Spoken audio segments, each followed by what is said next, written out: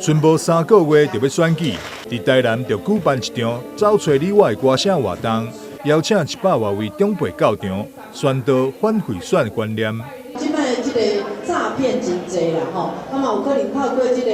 选举的因素，大家索取你的身份证，也是索取你的其他的即个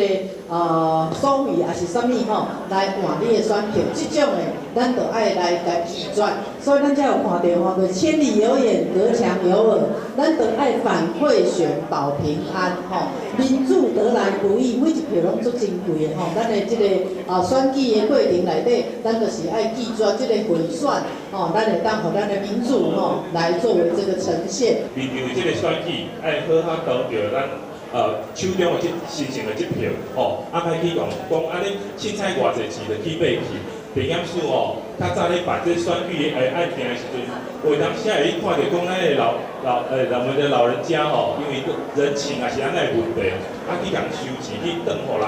去到后来拢真后悔哦。我看了是有哪种唔甘的。市府政风处也邀请3位剧走唱团。专程演唱老歌，配合轻松趣味表演，将反贿选观念用趣味方式表达，让在场长辈轻松了解买票甲卖票法律责任。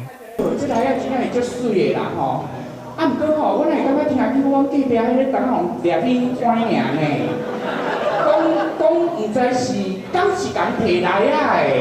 安尼你着爱安尼问迄个钓鱼的人哦，知无？将硬邦邦的法律用乐团走唱方式宣传，希望借此提升年长族群的反贿选意识。记者张世维采访报道。